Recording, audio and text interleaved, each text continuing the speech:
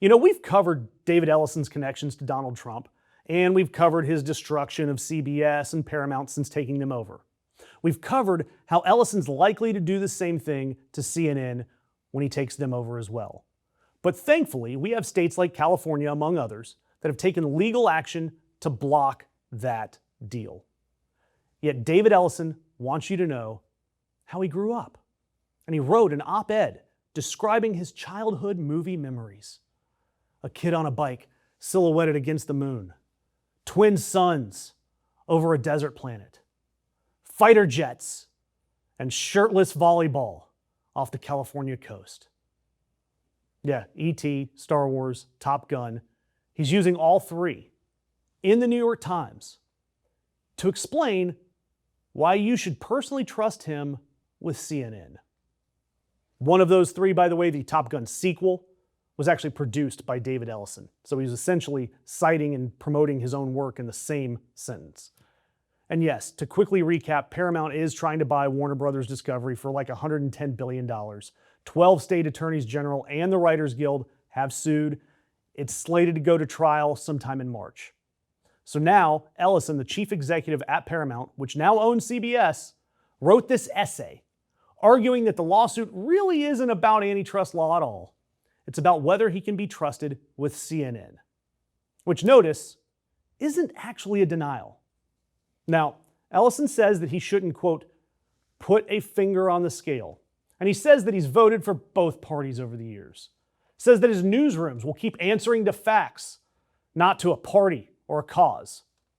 And then, I promise I'm not making this up, he specifically holds up 60 Minutes as his proof of concept for editorial independence.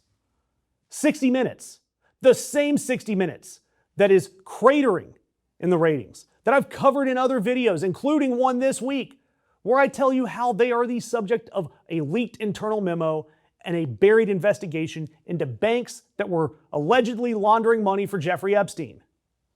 And I've got to ask you, by the way, is there anything good about these mega mergers?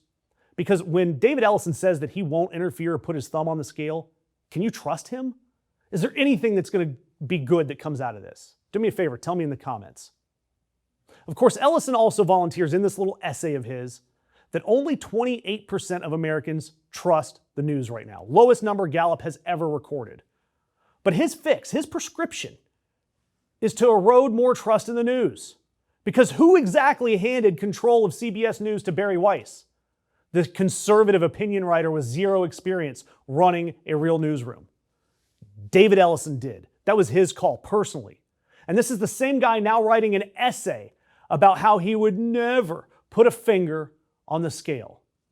Even Ari Emanuel, who runs the UFC and is not exactly a bleeding heart, responded by suggesting that CNN, if taken over by Ellison, needs its own independent editorial board. AKA, he is saying nobody believes a word of this op-ed. Now, of course, Ellison and his wife do have fans.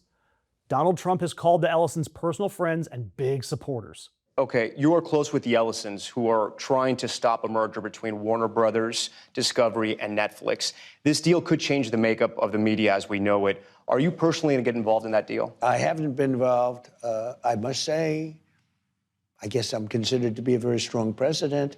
I've been called by both sides. It's the two sides. But I've decided I shouldn't be involved. The Justice Department will handle it. Okay. In what way? Just looking at it to see if it's they're going to make a decision. I mean, there's a theory that one of the companies is too big and it shouldn't be allowed to do it, and the other company is saying something else about, they're knocking the hell out of each other. But you're not going to interfere, even though you're close with the Ellisons. They're beating the hell out of each other, and there'll be a winner. Larry Ellison is sitting in the middle of Trump's TikTok deal. Trump met privately with David Ellison days before telling a reporter on camera that he hasn't been involved in any of this. Of course he hasn't. But independent media like us, we survive because of you, not because a billionaire's kid decided we're allowed to exist. So do me a favor, comment, share this one, and keep any outlet still asking these questions in your feed. And if you really want to support us, we would be so grateful if you became a member.